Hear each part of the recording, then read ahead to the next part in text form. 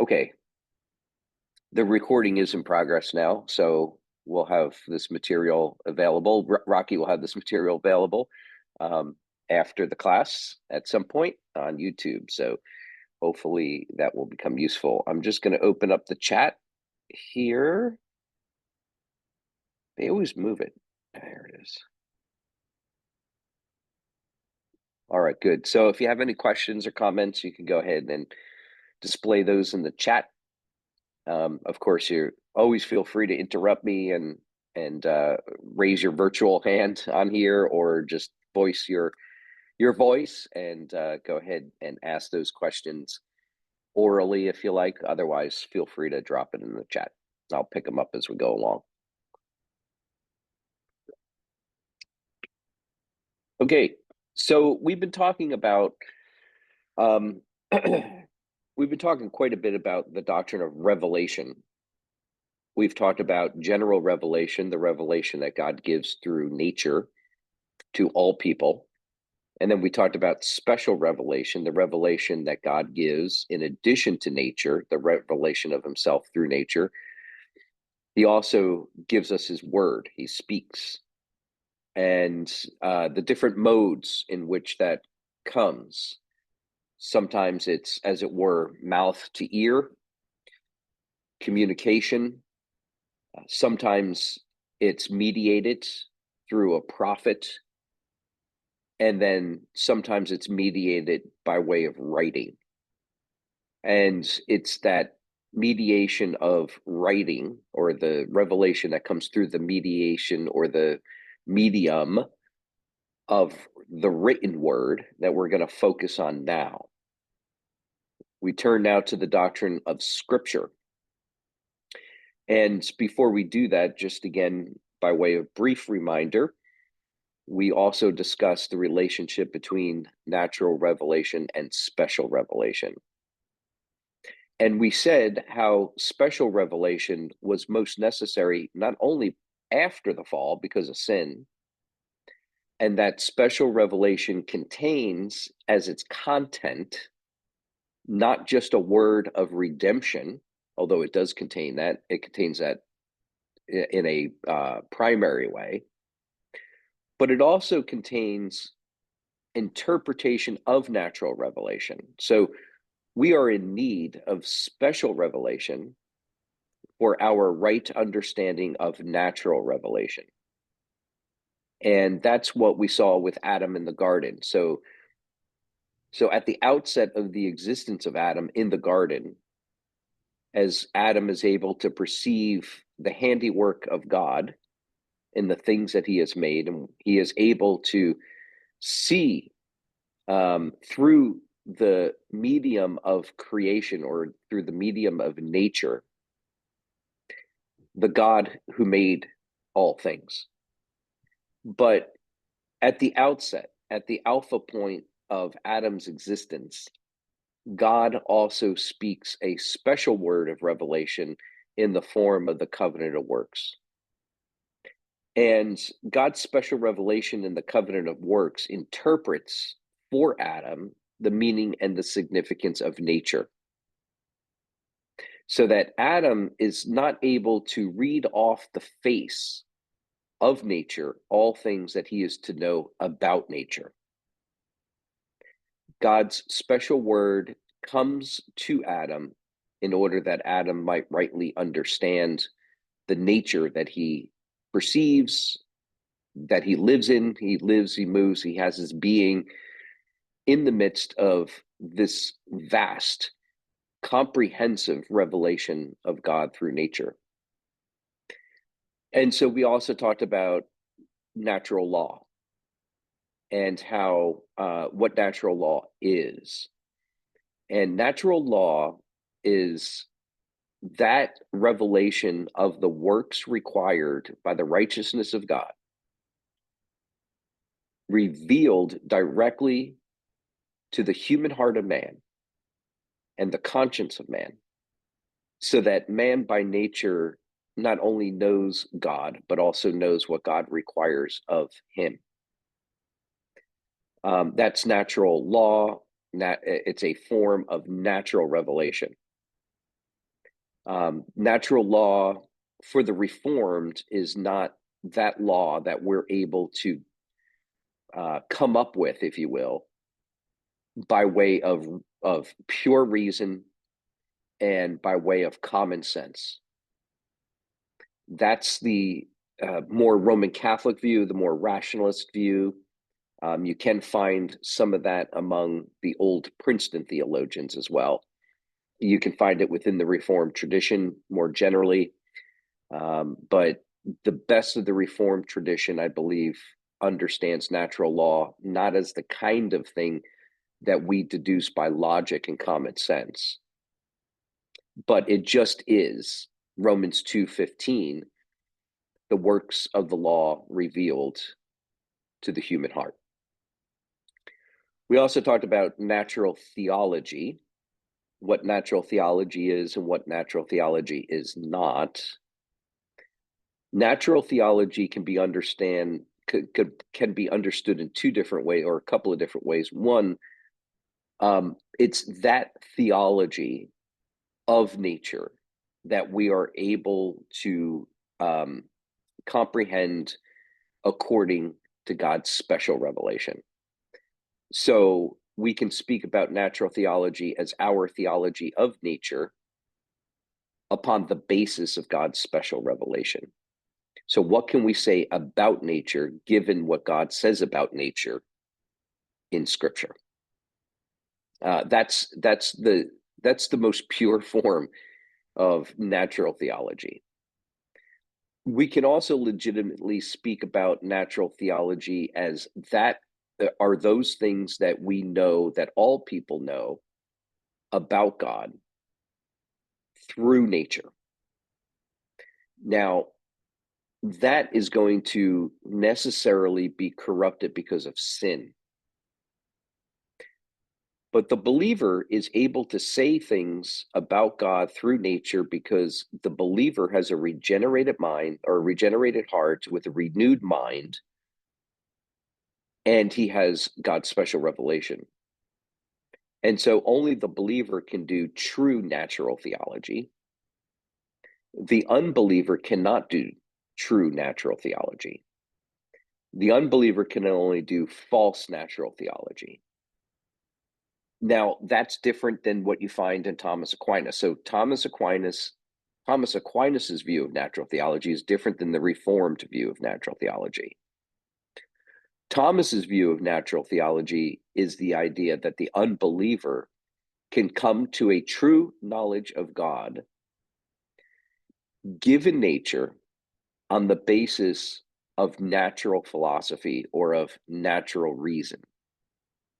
So by observing nature, for Thomas, man is able to, through a process of reasoning, come to a true knowledge of the true God. Now, Thomas says that it comes with a whole lot of imperfections.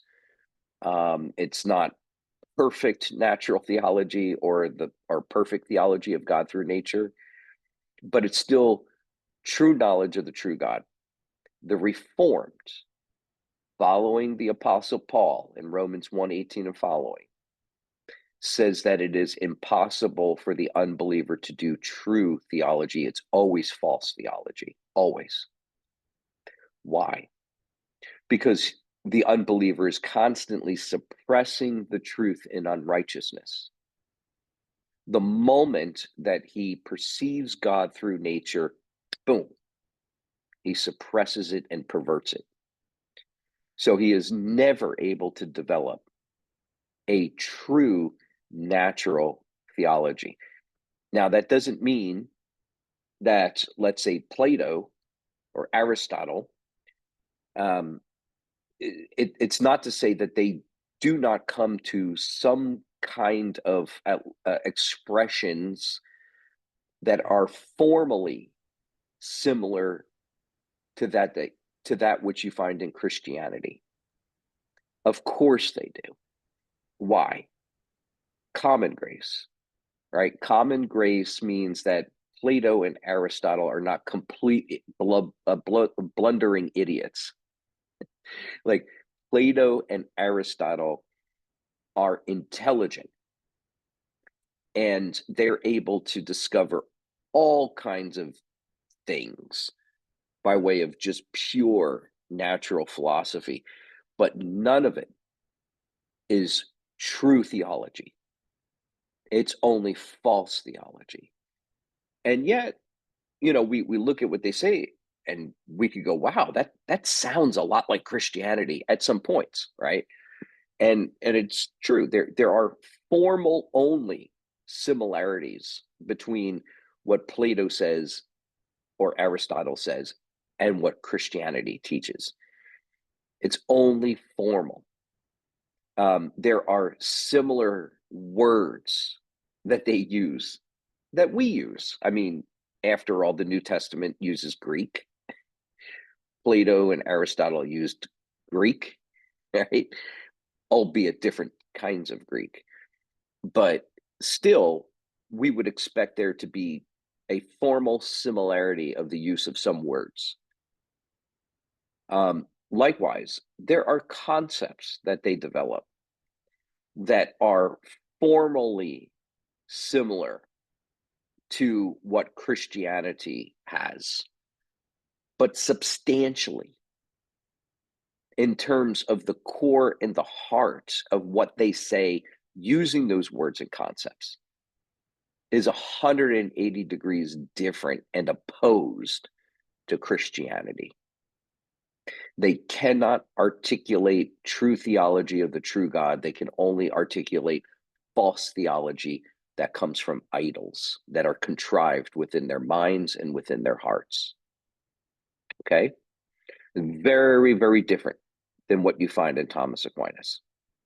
Okay? The Reformed and Thomas are opposed at this point, despite the fact of all the many efforts by various and sundry Reformed theologians today that are trying to tell us that the Reformed and Thomas Aquinas really are at one on this issue of natural theology. They are not. They are opposed. Okay? Now, that's the way I see it. There are good, confessionally, faithfully Reformed Christians out there who I disagree with and who disagree with me on this question, this issue. So I just leave it to you to do the reading and see who you agree with. But it is a debated point, the relationship between Thomas and Reformed theology. So I put that out there. I told you in the strongest terms how I see it, but also to let you know that the way I see it is not the only perspective that's out there. There are others as well. Okay. Okay, that's a bit of a long introduction to what we're doing here today, but I do want to go on to now talk about the doctrine of Scripture. And here I have some preliminary remarks about special revelation. Probably some stuff I've already said, but I'll repeat a little bit again here. Okay. Okay, returning to special revelation, we are now in a better position to discuss and contrast it with general revelation. We already said that both general and special revelation enjoy the same attributes. Okay, so I just want to underscore this again. What are the attributes of Scripture? I'll oftentimes use the acronym SNAP, SNAP. Scripture is sufficient, necessary, authoritative, and perspicuous. Okay, and what we say about Scripture there, we say about all revelation of God, not only in Scripture, but also in nature.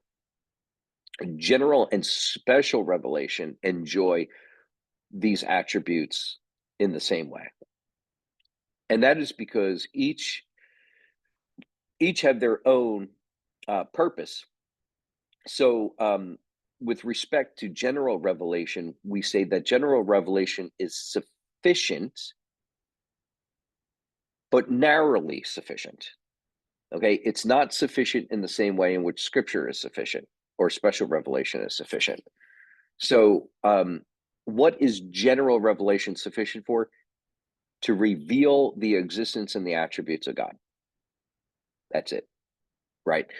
General revelation is not sufficient to reveal the way of salvation for fallen man, right? General revelation does not reveal redemption. So general revelation is sufficient in a more narrow sense than Scripture.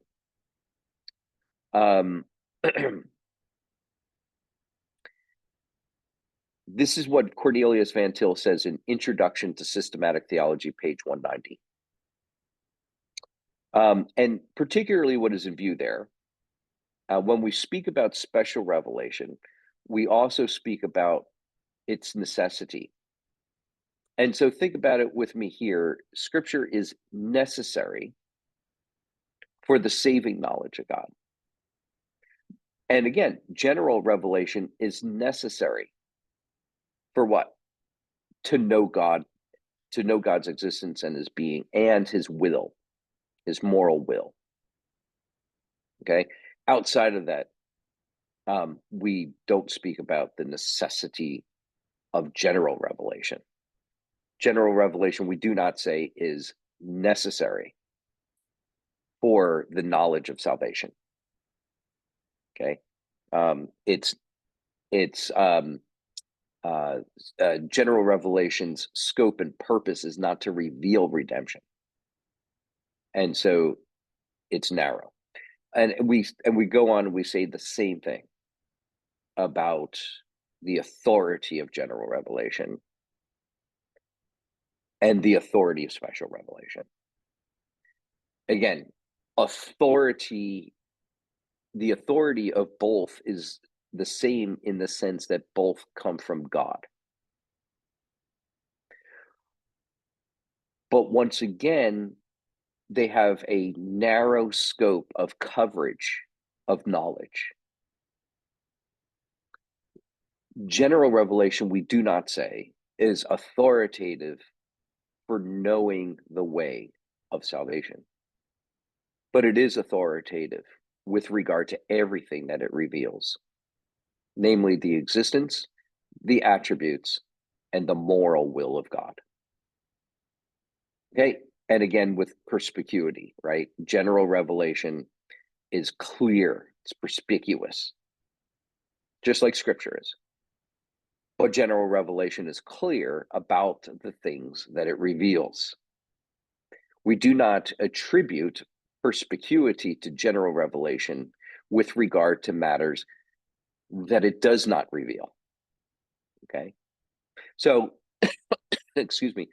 Again, Cornelius Van Til makes all of this very clear in his introduction to systematic theology, page 151, page 190, where he goes through some of this stuff, touches on it, but also his article, Nature and Scripture, which I have referred to before. It's was somewhere in our chat notes. You can go back and look that up. But if you need a link to Nature and Scripture, I can provide that, of course, to you. It's available online. It's a seminal piece. If you haven't read it yet, I highly recommend it. It's that important for understanding not just Van Til, but the Reformed doctrine of general revelation and natural revelation. Okay. All right. Let's talk about sola scriptura. Okay, the material principle of systematic theology is in fact Scripture. And we would go so far as to say that it is Scripture alone. Not to say, of course, that natural revelation isn't involved in all of this. It's in the background, of course. But once again, even when we talk about nature, we have to talk about nature on the basis of Scripture and Scripture alone. So Scripture does not share its primacy with any other principle.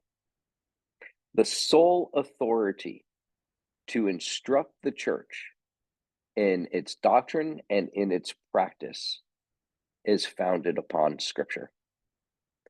So this is what we mean by sola scriptura. Scripture shares this authority with nothing and no one else.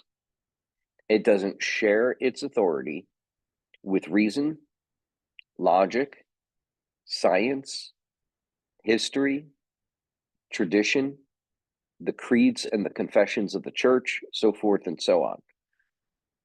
It is the alone authority upon which we develop our doctrine and practice. Now, immediately we have to say something about what sola scriptura does not mean, what it is not. Sola scriptura doesn't mean it's just me and my Bible. It's not as if all I need is a Bible and I can hide myself away somewhere in a cloister, in the woods, become a hermit, sit at home, read it with the Holy Spirit helping me, and I can then move immediately to the process of doing right systematic theology. This is not how we ought to go about doing theology. That is not because Scripture isn't sufficient for us to produce sound theology. It is sufficient. But it is because we are not sufficient in and of ourselves with our own limited capacities, wisdom, and experience to produce sound theology on our own, just we and our Bibles. We are limited from the outset of our conversions to Christ. We are limited in our wisdom and insights. By nature, our minds wander. By nature, our minds always fail to think in a proper way about theology. And since we are sinners, we need to understand that our thinking about and interpretation of Scripture is going to be subject to error. Now, that doesn't mean that we must necessarily err, but that is the proclivity of our minds. Even redeemed minds, still the flesh wars against the spirit and the spirit wars against the flesh. And so our minds are still subject to committing error, even in the area of theology, for even the renewed mind and the regenerated heart. So because of this, learning about reason, logic, tradition, history, and the creeds and the councils and the confessions of the church, doing theology within context of the church, with the sounding board and the wisdom of other believers, both living and dead, through their writings. All of this is necessary for the carrying out of faithful biblical theology. There is indeed great encouragement to be gained by the witness of the church when, through the writings of creeds, councils, and faithful theologians, we find warnings that are given to us when we perceive error, and we are given instruction and guidance on how to think wisely about the articulation of theology. So, in short, sola scriptura doesn't mean that we interpret the Bible or do theology in a vacuum or on our own, by ourselves, isolated from both the church today and the church through the ages. Okay? So let me just pause here to see. Okay, no questions. Okay, great. Everybody tracking along okay so far? Okay.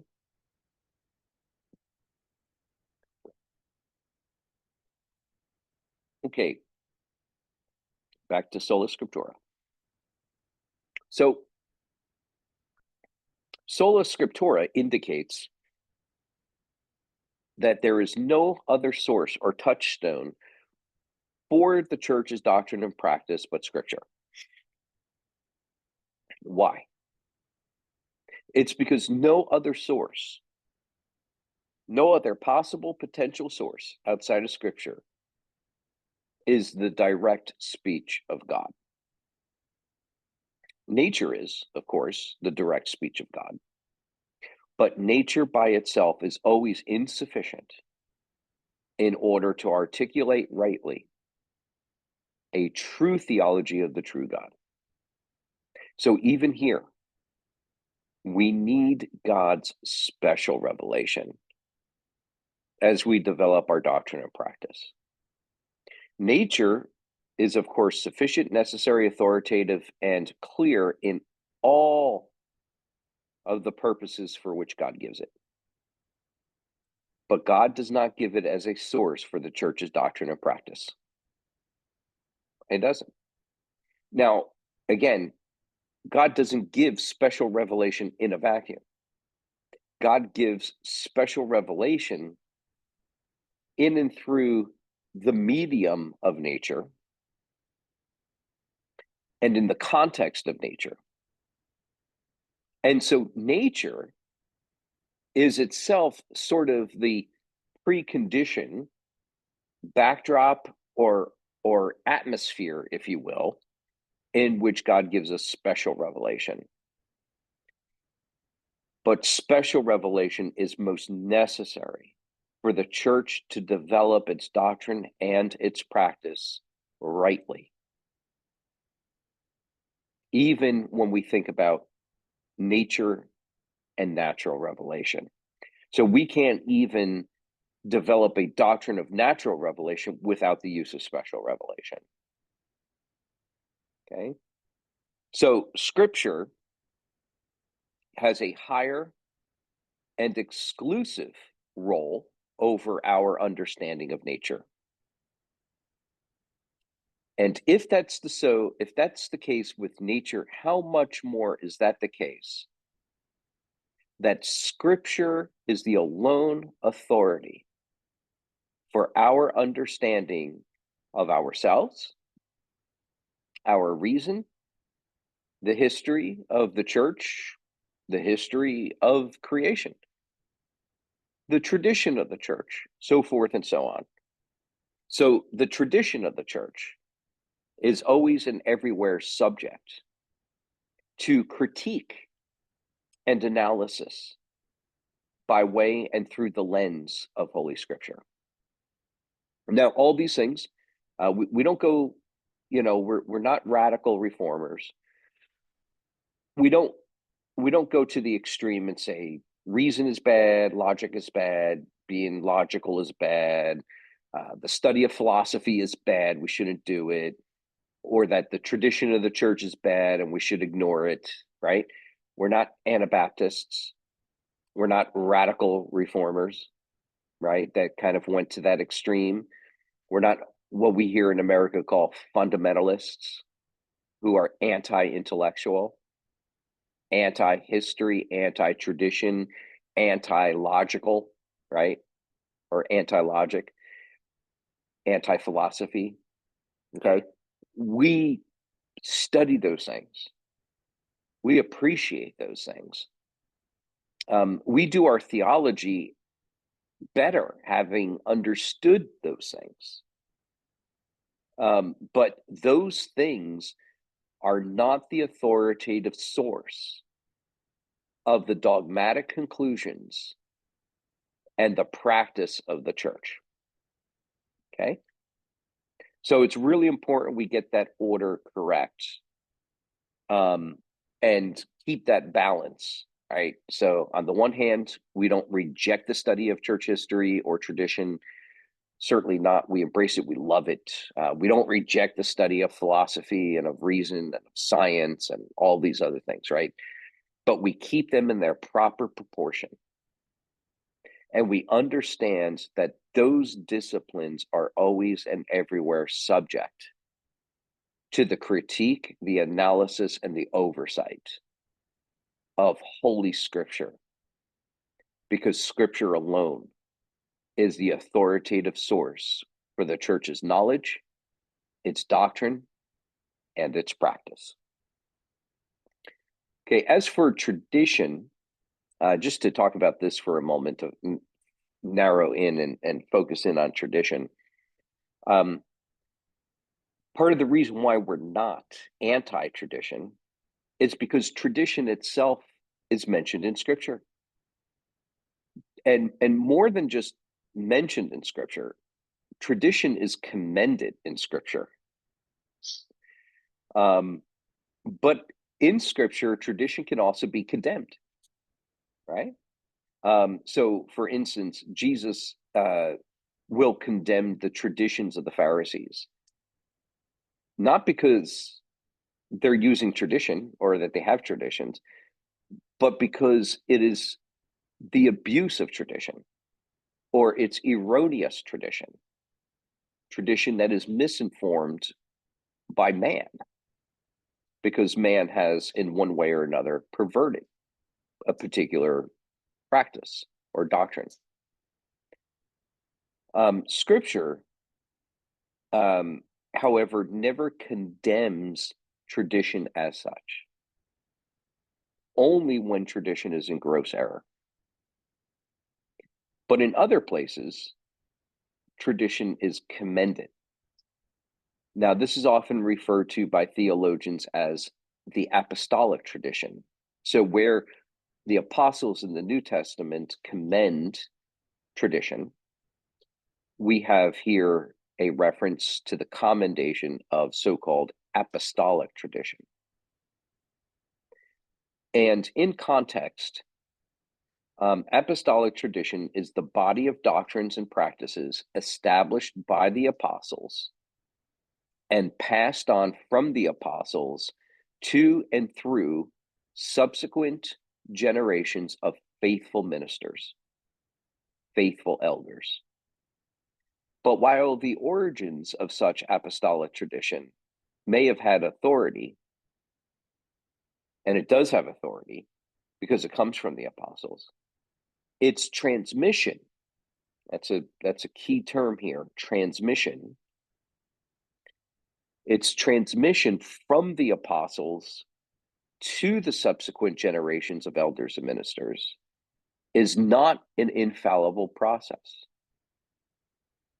In other words, what those traditions were initially given as by the apostles may not be precisely and exactly preserved by the tradition.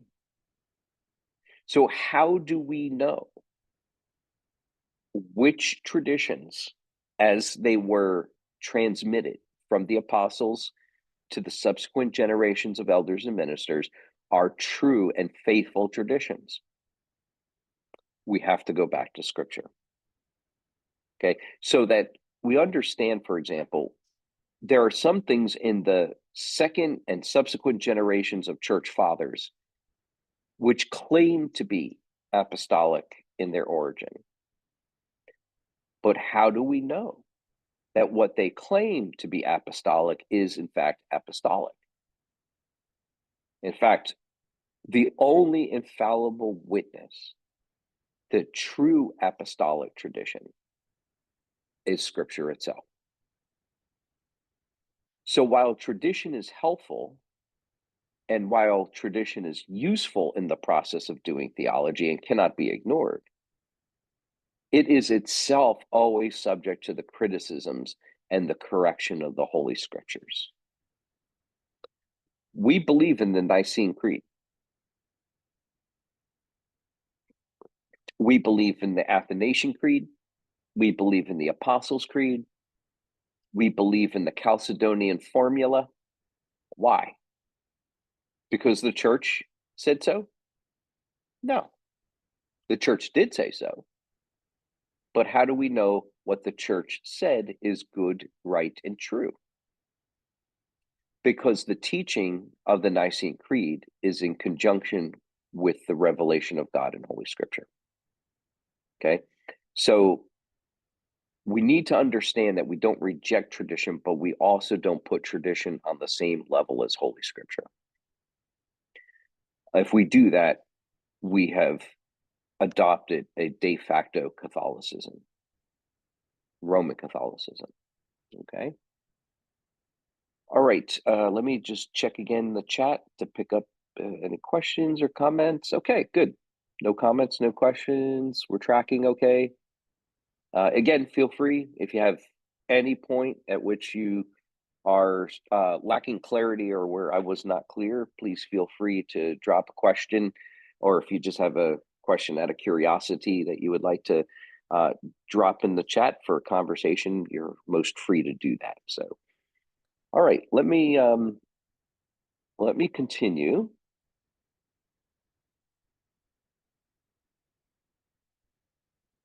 And again, just feel free to drop any questions or comments, and hopefully I'm not going too fast. Okay. All right. Lastly, by way of introduction to the doctrine of Scripture, it is useful for us to issue a warning against so-called biblicism. Biblicism.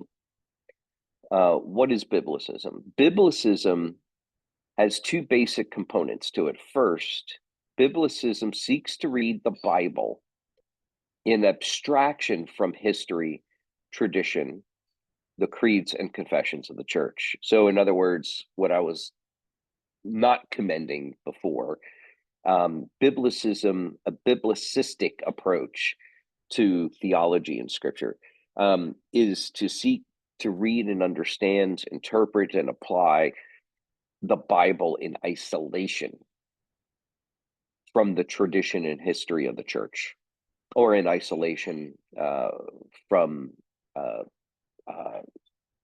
reason, logic, so forth and so on. Second, biblicism generally rejects the use of logic and reason in biblical interpretation and in the dogmatic enterprise. That is to say, systematic theology. In other words, biblicism looks for proof texts for the construction of systematic theology, proof texts alone. And it fails to form doctrine also on the basis of deduction. That is to say, a process of reasoning as we take the data of Scripture and draw from it good and necessary consequences.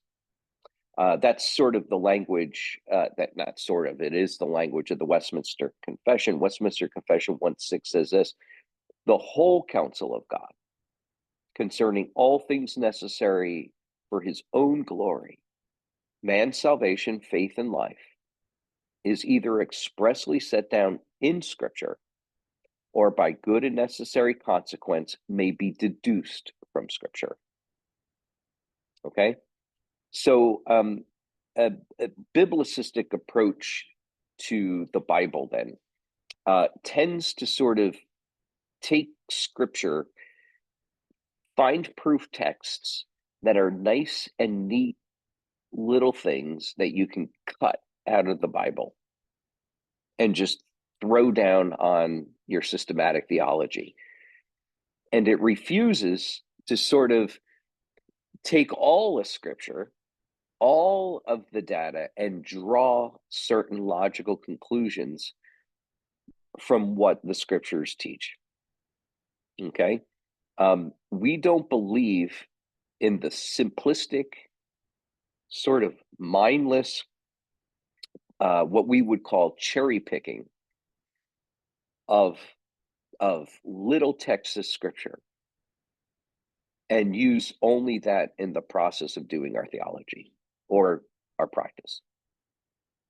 But rather, we take the witness of Scripture as a whole, And when we do systematic theology, we take that data and we process it, in a logical, rational way. It's telling that in the London Baptist Confession, while at many points sort of a knockoff, if you will, a cheap copy of the Westminster Confession of Faith, alters this part of the confession, and removes the language of deduction by good and necessary consequence, and keeps only those things that are expressly set down in Scripture. So unless you find something expressly set down in Scripture, you can't believe it, you can't practice it, you can't, it's not valid for doing theology. You can only use, proof texts. And it's telling that it's the London Baptist Confession that gets rid of it, because why? Because their doctrine of baptism and their practice of baptism is proof texty, right? What do they say? They say there's no express command given in Scripture to baptize infants, right? And what's our response? Our response is, you don't need an express statement of Scripture to believe or do something, right? You don't. The Scriptures give us a system, right? And the system is logical. Why? Because it comes from the mind of one, right? God. And so we would expect that there would be a coherent and coherent thought, a coherent system of thought given to us within Scripture, and there is. And so what we do is we take all of the evidence, all of the data that's given to us in Revelation, and we draw certain conclusions. This is why when we talk about baptism, it takes time, right? A Presbyterian, a Baptist can make their argument in 2 seconds, right? What do they say? There's no express statement. There's no express command to baptize infants. Therefore, we ought not to do it. But that is the wrong use of sola scriptura, and it's the wrong use of biblical interpretation. Nobody interprets the Bible that way. Baptists don't. They do, but they don't consistently, right? Why? Because at least the best of the Baptists, the best of the Calvinistic Reformed Baptists that are out there, right? They believe the Trinity, the doctrine of the Trinity. They confess Nicaea, right? And well, like there's the doctrine of the Trinity as it's given to us in Nicaea and the Athanasian Creed, so forth and so on. That's not expressly stated in Scripture, right? What do they do? Their doctrine of the Trinity is actually quite logical, because they Reformed Baptists or Calvinistic Baptists affirm with us the doctrine of the Trinity, but they have to use their reason, and they have to deduce certain things by way of good and necessary consequence from the Scriptures in order to come up with the doctrine of the Trinity, right? Because the doctrine of the Trinity is not the kind of doctrine that just sort of boom, drops out of the sky, and there's a nice little formula about it given to us in Romans chapter or whatever, right? It's not there. So what we need to do is to use our brains, and we need to use our minds and our logic and our reasoning in order to take all of the data about God that's given to us in Scripture and come to certain conclusions about it. Namely, that there is one God. Namely, that there are 3 persons who are called God given to us in Scripture. We also know that each of those persons have to be fully God. Otherwise, they're not God at all, right? And we know that these are not three gods. Why? Because we know that God is one and that he is simple. That is to say, he is not comprised of parts. And so we know that these three persons are not parts of God, but each and every one of these persons just is God, wholly identified with the essence of God. Now, we can say all of that, even though those words, that jargon, the language is not given to us in Scripture. We can use all of the tools available to us with our language and in our language, and all of the concepts that we have, just by way of general human knowledge, we can use that in service of good, proper, systematic theology and in the articulation of the doctrine of the Trinity. And the best of the Reformed Baptists do that. There's not a single Calvinistic Baptist that I know that denies the doctrine of the Trinity or who refuses to articulate the doctrine of the Trinity using the traditional language of the confessions and creeds of the church. And that's perfectly wonderful to do. The creeds and the confessions of the church, why reinvent the wheel, right? If they've already said it well, let's use it again and again and again, right? If it's faithful and it's biblical and it makes sense and it's logical and it communicates truth, let's use the creeds and the confessions over and over again. No need to reinvent the wheel, right? So the best of the Calvinistic Baptists, they do that with the doctrine of the Trinity, but they refuse to do it with the doctrine of baptism. And so we understand that there is a system of truth given to us in Scripture so that we can take data from the Old Testament and data from the New Testament, and we can systematize it all together. And this is why it takes Presbyterians so long to explain infant baptism, because it's not a simple argument. And by simple, I just mean it's not an argument that is founded upon one statement. You can't make the argument for the doctrine of baptism on the basis of one statement. And you can't do it with the doctrine of the Trinity. Now, I could summarize the doctrine of the Trinity in one sentence, right? But I can't explain to you why and how it is biblical on the basis of one statement or one sentence. And it's the same thing with the doctrine of baptism. I can't defend the doctrine of baptism on the basis of one sentence. Why? Because it's weak. It's a weak argument? No, quite on the contrary. It's a strong argument, and it's a complex one that requires many parts, right? We take the witness of what a sacrament is given to us going back to Abraham, right? Circumcision. Then we come to the New Testament. We make the connection between circumcision and baptism. We talk about household baptisms. We talk about 1 Corinthians 7:14, that the children of believers are holy, so forth and so on. There's a doctrine of the covenant. There are so many parts that go into defending the doctrine of baptism that you can't do it on the basis of one scripture verse. Okay. We have it's got to be. Oh, yes. We have questions in the chat. Good. Okay. All right. Great. Thank you. All right. So Una says, does biblicists tend to remove the context of the text? Yes.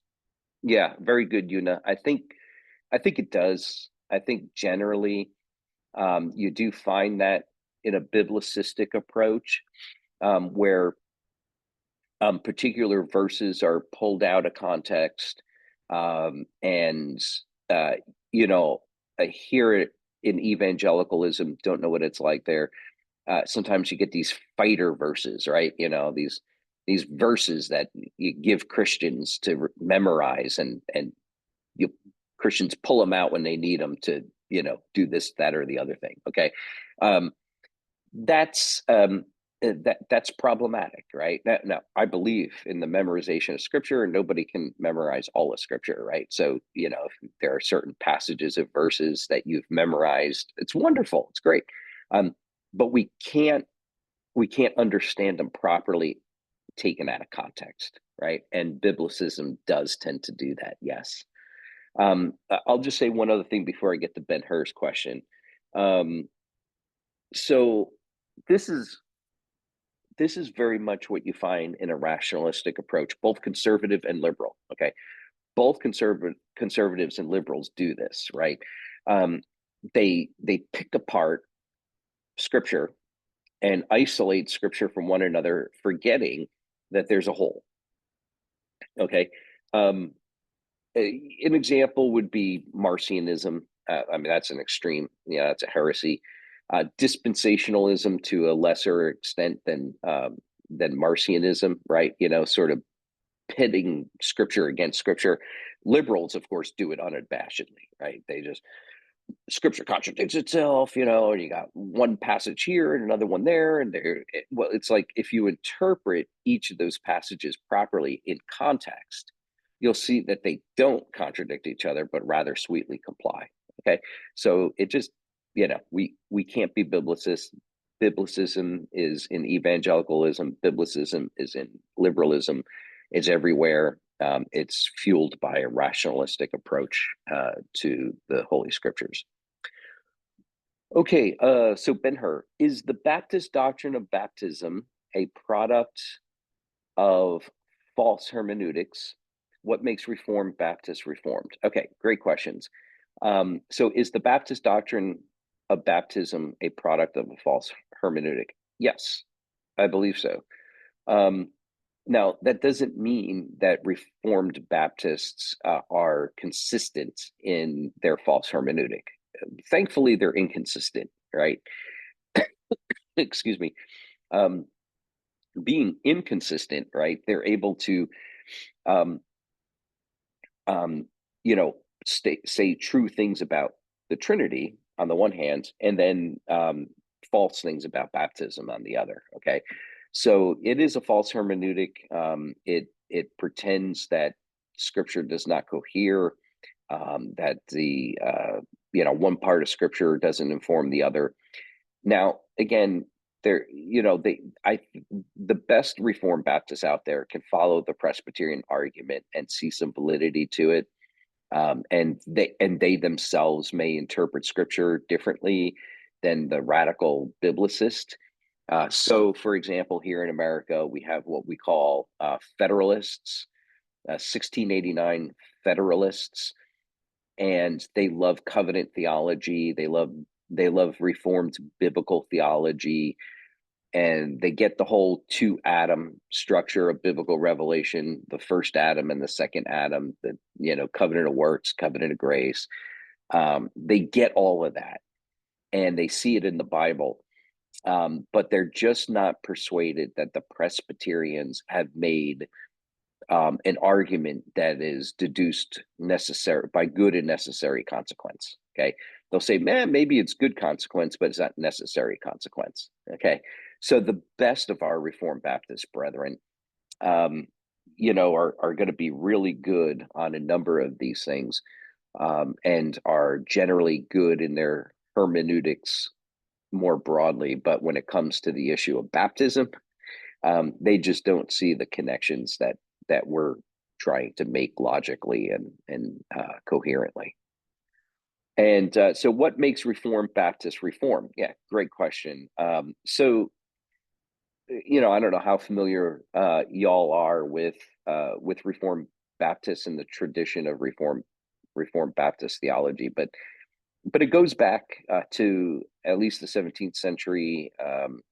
The Baptists in England came up with a confession, 1689, which was basically the Westminster Confession with certain alterations, like we've already explained. And one of the reasons why they came up with those, I mean, they saw no reason to completely reinvent the Westminster Confession wheel, right? Because they agreed with a lot of what the Calvinists, the Reformed in England were saying. They agreed with much of it, but they disagreed, of course, with the issue of baptism. So, what makes them Reformed?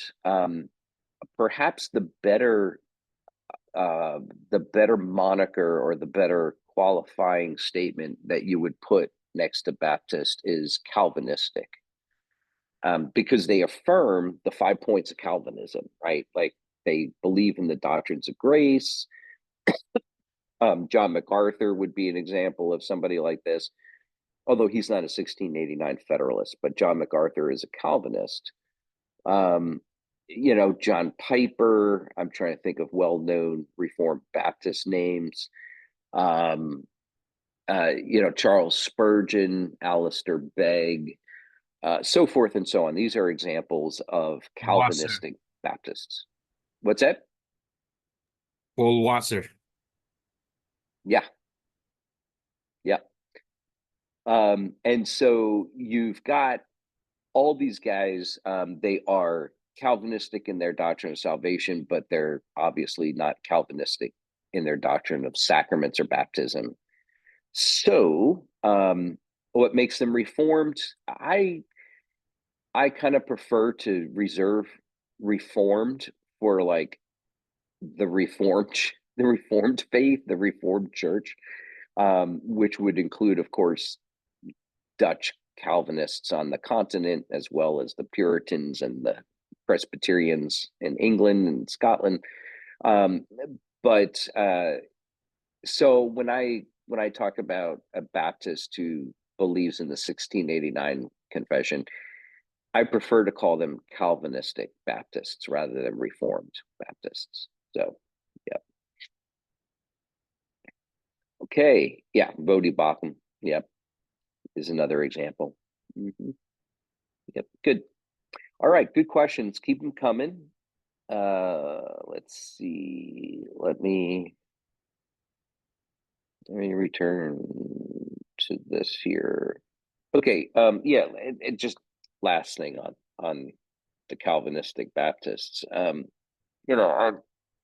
very grateful and thankful for those brothers, and I'm thankful that there's a revival, so to speak, of discovering the Reformed confessions and the confessional Baptist tradition, right? It's always been there, but like because of certain popular preachers like the ones that have been mentioned, there's been a renewed interest in confessionalism.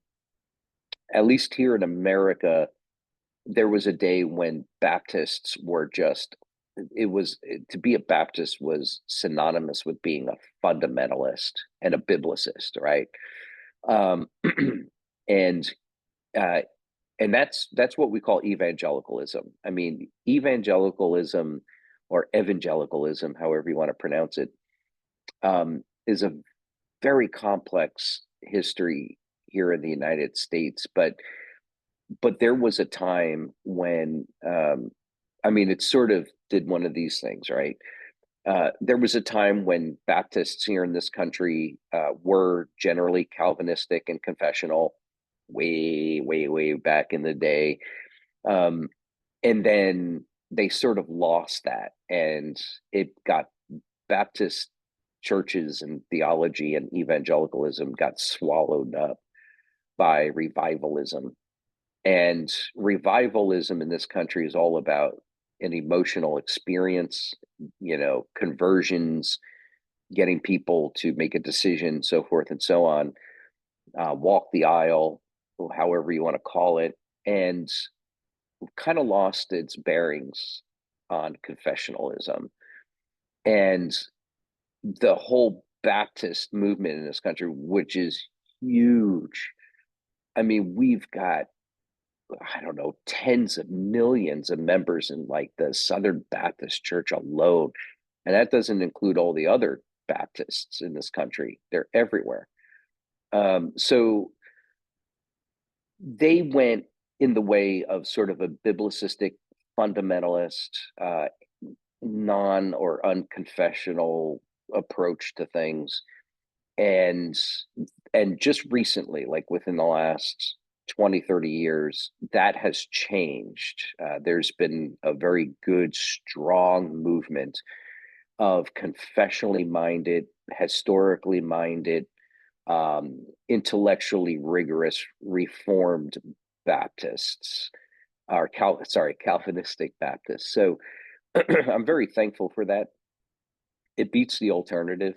I would wish that they would go all the way and become really reformed and start baptizing their babies and become Presbyterians. And but that doesn't always happen. But it's better that those guys are preaching than fundamentalist, biblicistic Baptist preachers preaching, right? So things are changing in this country, I think, generally for the good, because of some of these influences that are there. And I'm thankful. Okay. Oh, got some more questions. Okay, here we go. I believe monergistic Baptist would do. Yeah, that works too. Baptocostal. Yeah. Yeah, the Baptocostals.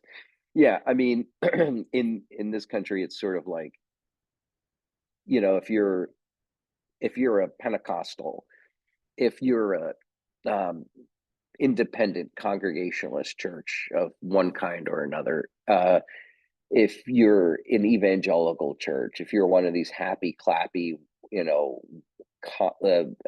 rock concert worshiping churches, you're a Baptist church. They're all just different variations of being Baptist. None of them baptize babies. They all baptize only believers, right? So yeah, including the Pentecostals. A good friend of mine grew up in the Assemblies of God church here in the United States, in Oklahoma. Now, to give you a sense of of what it's like in the U.S., Oklahoma is like smack dab in the center of the United States, just north of Texas.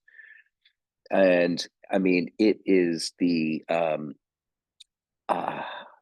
Oklahoma is very rural. It's a lot of Pentecostals and a lot of weird churches. So they're sort of the frontier, and their churches, the less educated you are, the better the pastor. Right? That's their mindset. That's the way they think. The less you know about anything other than the Bible, the better pastor and preacher you'll make. And so you get a lot of weird churches and religion in Oklahoma, and that's where all the Pentecostals and Assemblies of God churches are concentrated. So yeah. All right, let me let's continue with talking about the origin of Scripture. Okay, so talk about Sola Scriptura, the origin of Scripture. Where did it come from? Number one, we need to speak about divine authorship. Okay, the doctrine of Scripture begins with the origin of Scripture as an act of the triune God. It is an act of the triune God.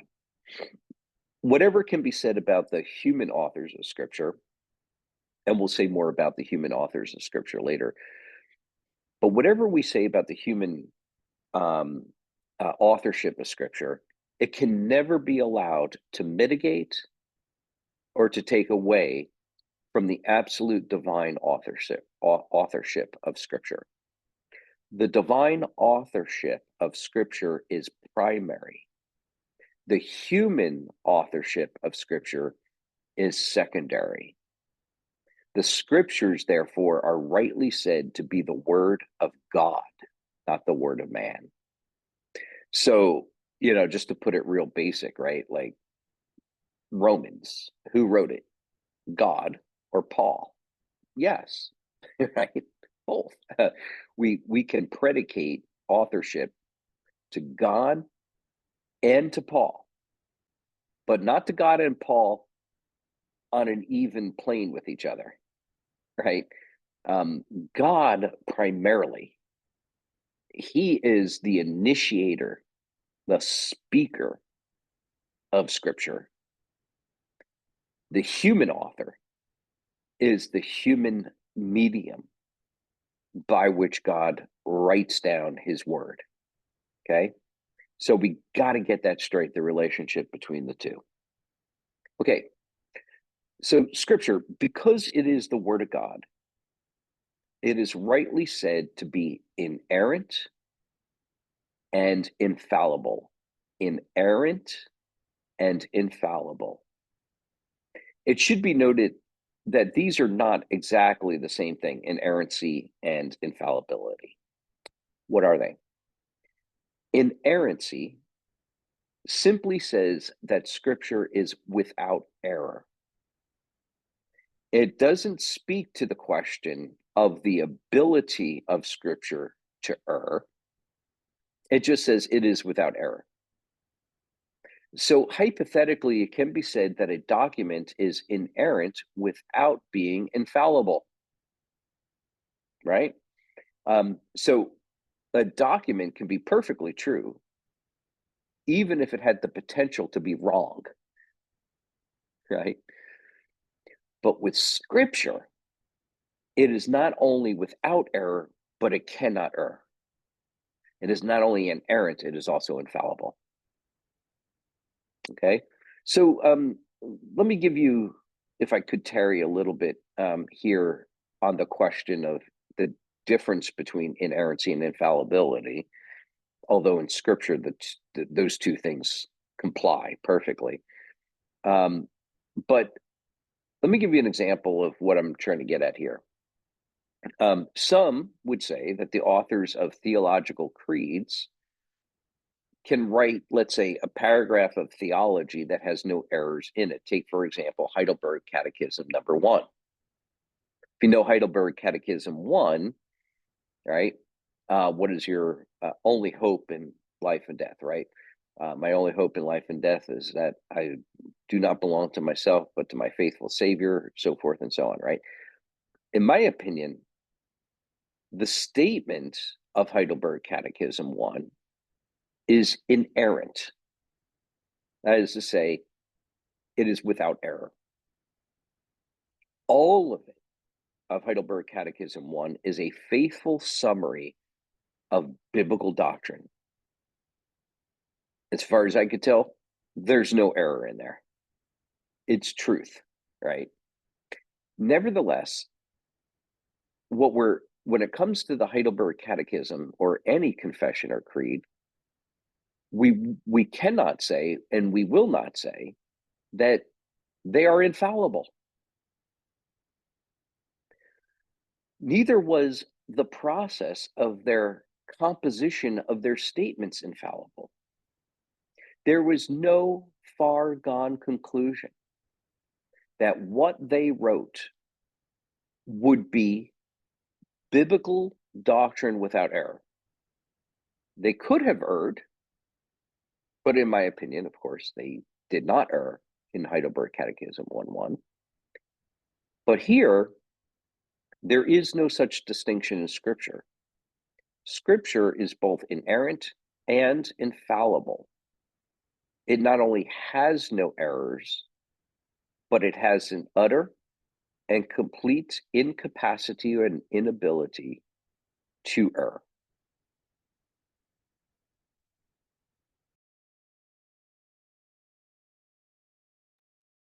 Does that make sense, everyone? Any questions about that? The relationship and difference and overlap between inerrancy and infallibility?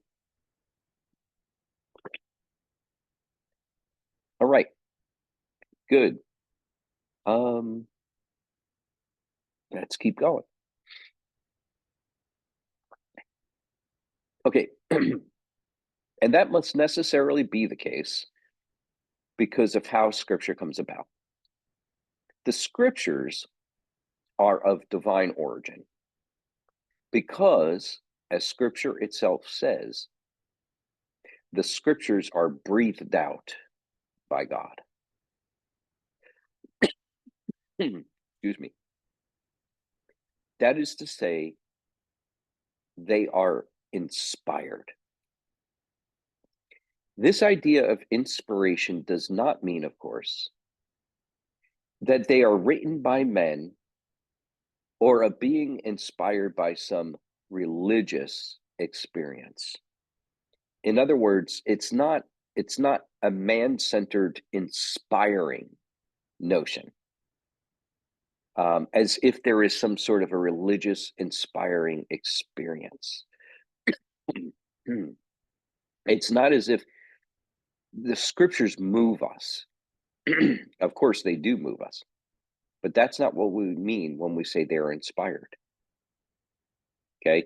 Sometimes we use that language today, right? It's like, oh, he gave such an inspiring speech, or I was inspired by this, that, or the other thing, right? Um, it's scripture. When we say it's inspired, we don't mean it spurs people on to a more ethical life or a better life, right? That's not what we mean by it. Rather, the scriptures are God breathed, breathed out by God.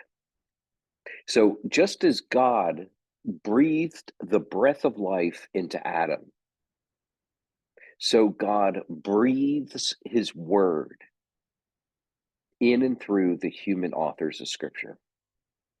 All this is, of course, an analogical way of speaking. God does not have literal breath. It's an anthropomorphic way of speaking. That is to say, we use language proper to men, that they breathe, as a way of speaking about God. It's anthropomorphic. When we speak as men, we need breath to utter words. If you have no breath, you cannot speak, right? And you could speak only with the power of your breath, with the air that is within, that gets pushed out, with the words coming out from it. In a similar, but very different way, in an analogical way, God breathes out his word in the inspiration of human authors, the human authors of scripture. And it is precisely this act of inspiration which keeps the human authors from error. In fact, in the process of inspiration, the authors not only do not err, but they cannot err, which is something, by the way, completely different when the authors of scripture are not writing inspired scripture. There's some difference in articulation about this issue among theologians. Generally speaking, it's more of a Catholic, Roman Catholic, and Eastern Orthodox notion to say that the apostles were inspired in everything they said. So, whenever they preached, it was also breathed out by God. It was inspired and therefore inerrant and infallible. I don't think we can say that. I don't think that's biblical. I don't think that's true. So when Paul is preaching, his sermon may be perfectly inerrant, but he's not infallible. Why? Because he's not inspired when he's preaching, right? He is inspired when he's writing Holy Scripture. Okay, so so I think it's important for us to recognize that that the process of inspiration is a process of God's own choosing, right? It's not the kind of thing that I get or a man gets by virtue of his office, right? It's not like, Paul became an apostle, and the moment he became an apostle, suddenly everything he said and did was inspired. I don't think so. That's certainly not the case for the apostles in the days of Jesus, because not only did Peter err before the resurrection, but Peter also erred after the resurrection, as we know from the Apostle Paul's rebuke of Peter that is recorded for us in the book of Galatians. So I think I think it's provable that the apostles are not inspired in everything they say and do, but they are inspired only when God chooses to inspire them, namely namely the times in which they write Holy Scripture. Okay, hopefully that makes some sense. Okay, let's see. Just picking up some comments here. Rocky and Aaron, yeah, very good. Thank you, Rocky. That's helpful. Una says, I heard some say God breath is same with God is dictate his word. Very good. Yeah. Una, great question. We're gonna get to that in short order. Okay. We may not get to it. We're about 10 minutes from 8 o'clock. So we may not get to it tonight, but your question will be answered, God willing, in the process of this class. Okay, even if we have to wait a few weeks before we get back to it again. So for those who have come in, just real quick logistic announcement because that I gave at the beginning of class. We are going to this is our last class for about 3 weeks because I'll be traveling in the Philippines. So the 28th, January 28th, February 4th, and February 11th, there will be no class. Call it your spring break, whatever. We'll return, God willing, to class on February 18th. Okay. So again, I urged the students to go ahead and take those 3 weeks and use that hour and a half at night wisely. You may not be sitting in class, but use it to maybe go over past lectures, watch them again, or do some of the readings that I've recommended. And if you need more readings, I'm more than happy to assign those to you, and you can take those up during that time. But just use that time well for the advancement of what we're seeking to do in this class here. Okay, let's let's finish up strong here, I hope, or at least just finish up as we move forward. And I'm kind of, I don't think I could get through this section in 8 minutes, but we'll get as far as we can. Okay, so how do we know that the scriptures are inspired? Here we need to make 2 points. The first point is exegetical. The second is experiential. And those 2 points come right out of our confession. I'll explain in a moment. So the first, the exegetical consideration.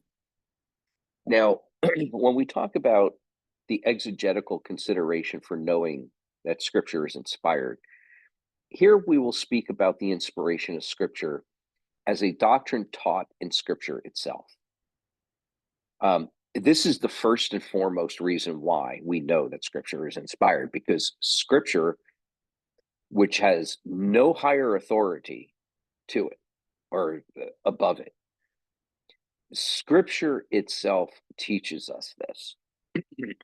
That's the greatest and the highest reason why we are to believe in the doctrine of Scripture's inspiration, because Scripture itself teaches it. And here there are 2 texts that I would like to use in support of the Bible's doctrine of its own inspiration. We could talk a lot of verses. It's not just these 2. And I'm talking about 2 Timothy chapter 3, verses 14 through 17. And then also 2 Peter chapter 1, verses 19 through 21. Again, there are so many more scriptures that we can look at than just these 2 that prove and teach the doctrine of Scripture's inspiration. But again, these are the big ones. We're going to focus in on these, and I'll leave it to your reading to fill in all the other passages of Scripture that are there. Okay, in 2 Timothy chapter 3, verses 14 through 17, Paul, in context, Paul is exhorting Timothy in the light of his upbringing, Timothy's own upbringing. Paul makes clear that Timothy was raised in a Christian home, 2 Timothy 1:5. We're told that from Timothy's childhood, he was acquainted with the sacred writings, verse 15. Now, it's a debated point, but it seems to me that Paul most likely had the Old Testament writings in view. So when Timothy was growing up, he was acquainted with the Old Testament. Okay. Now, it is possible that Paul is referring here to the earliest writings of the New Testament. That's also quite possible. But exactly what sacred writings are in view here, what they are in view here, is kind of besides the point for our purposes. Whether Paul is talking about just the Old Testament or both Old Testament and New Testament, the point is this. Paul here explains to us his understanding of the nature of Scripture, what Scripture is. Of special interest is exactly what these Scriptures are and how they come about and for what purpose they are given. So here Paul begins with a description of what Scripture is for. And he gives special attention to the ability of the Scriptures. What are the Scriptures able to do and accomplish? The Scriptures are given and are effectual for the accomplishment of God's purposes and the purpose for which God gives them. And Paul tells us what that is. The Scriptures are able to make one wise for salvation. So this is what we said earlier about special revelation. What is the purpose of special revelation? It is to reveal those things that nature or natural revelation do not reveal, namely the saving power of the gospel of Jesus Christ for sinners. Of course, this ability of Scripture is not sort of this kind of mechanical, automatic thing, as if one all has to do is, as if all that one has to do is pick up the Bible and just read it, or to go to church and just hear a sermon, as if just simply by reading it or simply by hearing it, we gain salvation. No, on the contrary, the wisdom for salvation that the Scripture gives is the kind of wisdom that comes only through faith in Jesus Christ, who is the sum and the substance of the teaching of Scripture.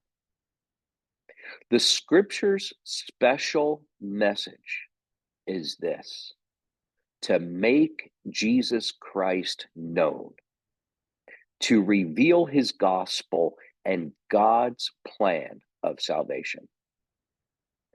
But such a salvation becomes mine. It becomes yours only when we believe in the Christ who is revealed in Scripture. And of course, such faith is not the kind of thing that we can drum up in and of ourselves, but such faith is the kind of thing that is nothing less than a gift from God. It is God who creates the faith in us that is required in order to understand the revelation of Holy Scripture. But now, Paul moves to discuss the origin of the sacred writings. And here he speaks about all Scripture, verse 16, 2 Timothy 3:16. It is not just some of the Scriptures then that is in view, but all Scripture.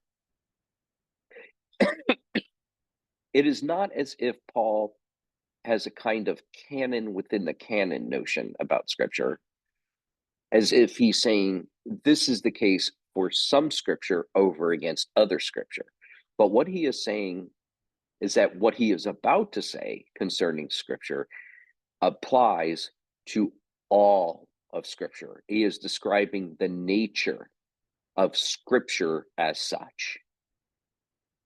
Paul does not have a red-lettered Bible, if you know what that is. A red-letter Bible is a Bible that has all the words of Jesus printed in red, as if those words, the ones in red, are more inspired than the others. The Apostle Paul does not cut out of his Bible certain parts that he finds objectionable and therefore not inspired. He doesn't do a critical historical analysis of Scripture, which is the process of liberal hermeneutics and theology. He doesn't go into the Bible to figure out which parts of the Bible are true and which are false. Rather, what he has in view is all of that which is sacredly written, every single word of it. And so when we say that every single word of Scripture is inspired, we speak about the plenary inspiration of Scripture. Plenary, Plenary, plenary inspiration of Scripture. Plenary describes for us the scope of Holy Scripture, understood in terms of it being inspired. All of it. It is then the Scripture as a whole that Paul has in view. Every word of it has its origin in a divine act, the act of inspiration given by God. All right. We are at that time, so we're going to break there, and I'll pick back up, Lord willing, with the doctrine of inspiration when I return on the evening of February 18th. Okay. There is a question. Let me pick up the question before we let you go. Is inspiration the exact term to explain the concept of God's breath? Yeah, in short, yes, Ben-Hur. And we will unpack that idea a little bit more. We're going to get into exactly what God breathed, inspired means there in 2 Timothy 3 when we return on the other side, February 18th. Okay. All right, good. Thank you, everyone. Why don't I close us in prayer? Let's pray.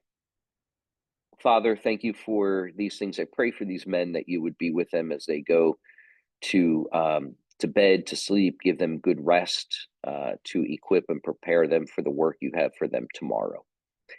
Bless them all. Bless us all. Bless your church in the Philippines, here in America, and around the world, that it might grow and prosper in its witness to you. In Jesus' name, amen. Amen. Thank you very much. Thank you very much.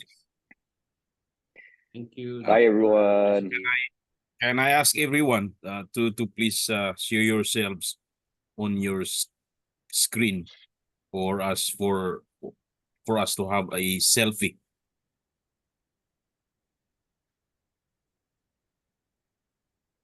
Okay. Okay. Okay. Smile.